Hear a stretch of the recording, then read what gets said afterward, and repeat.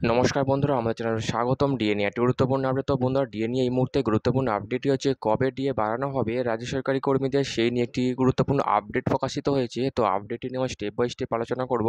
তো অবশ্যই আপনারা ভিডিওটি স্কিপ না করে অবশ্যই পুরোটা দেখবেন। তো তার আগে বলে রাখি, যে সকল বন্ধুরা আমাদের চ্যানেলে নতুন, আমাদের চ্যানেলটি পাশে সাবস্ক্রাইব বাটন, সাবস্ক্রাইব করার পর পাশে যে বেল আইকন সেটিও প্রেস করবেন, লেটেস্ট ভিডিও আপডেটগুলি সবার আগে পেয়ে যাবেন। দেখে নেব আজকে ডিএ সংক্রান্ত গুরুত্বপূর্ণ আপডেটটি।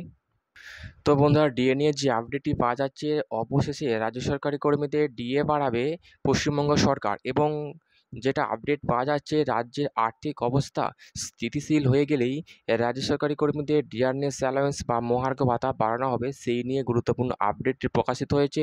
তো আপডেটটি দেখে নেব। এখানে রাজ্যের তরফ থেকে বলা হয়েছে 6 মাসের মধ্যে রাজ্যের আর্থিক অবস্থা স্থিতিশীল হয়ে যাবে।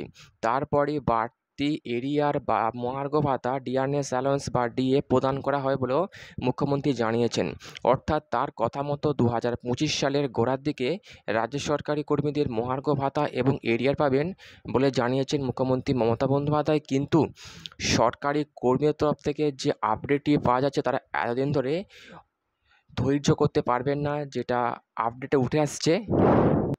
পশ্চিমবঙ্গ সরকারি কর্মীদের একটি বক্তব্য, তারা দ্রুত এই মহার্ঘ ভাতা পেতে চান, এতদিন তারা সময় দিতে চান না, এমনটাই দাবি করেছেন। যেখানে আমরা প্রথমের দিকে দেখেছিলাম কলকাতা হাইকোর্ট সরকারি কর্মীদের জয় এনেছিল, সেই জয়কে ছিনিয়ে নিয়ে যায় রাজ্য সরকার সুপ্রিম কোর্টে, এবং যেখানে ডিএ মামলা দাখিল করে, যে ডিএ মামলা এখনও পর্যন্ত ঝুলছে।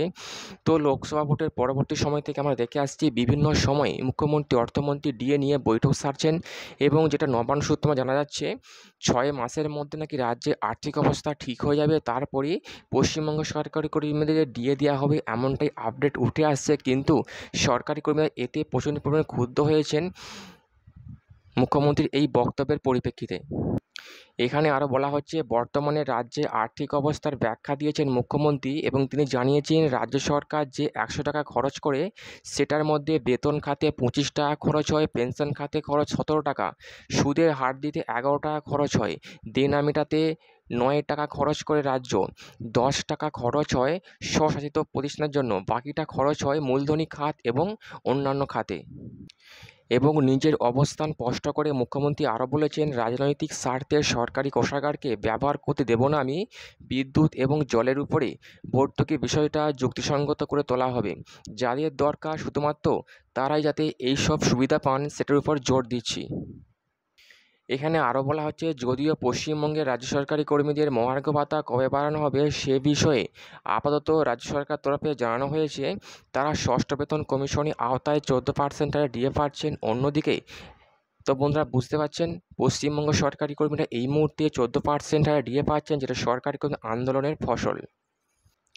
তো আমরা বহুদিন ধরে দেখে আসছি, পশ্চিমবঙ্গের সরকারি কর্মীরা কেন্দ্রীয় হারে ডিএর দাবিতে শহীদ মিনার চত্বরে আন্দোলন চালিয়ে যাচ্ছেন দিনের পর দিন, কিন্তু কোনো রকম সুরাহা হচ্ছে না।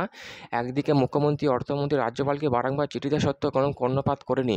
তো এরপরই যে আপডেটটি উঠে আসছে নিউজ পত্রিকা থেকে, যেখানে বলা হচ্ছে সরকারি কর্মীদের ডিএ দেওয়া হবে, তবে রাজ্যের আর্থিক পরিস্থিতি এই মুহূর্তে খারাপ, কেননা আরজিকর ঘটনার জন্য রাজ্যে আর্থিক পরিস্থিতি খুব খারাপ হয়ে গিয়েছে, এবং এই আর্থিক অবস্থা কাটিয়ে উঠলেই আমরা ডিএ দেবো, এমনটাই মুখ্যমন্ত্রী বলেছেন। তো বন্ধুরা, এই ছিল ডিএ সংক্রান্ত গুরুত্বপূর্ণ আপডেট। কেমন লাগলো কমেন্ট করে লাইক করতে ভুলবেন না। ডিএ সংক্রান্ত পরবর্তী আপডেট পাওয়ার জন্য আমাদের চ্যানেলটিকে সাবস্ক্রাইব করে রাখবেন। থ্যাংক ইউ বন্ধুরা, ভিডিওটি দেখার জন্য।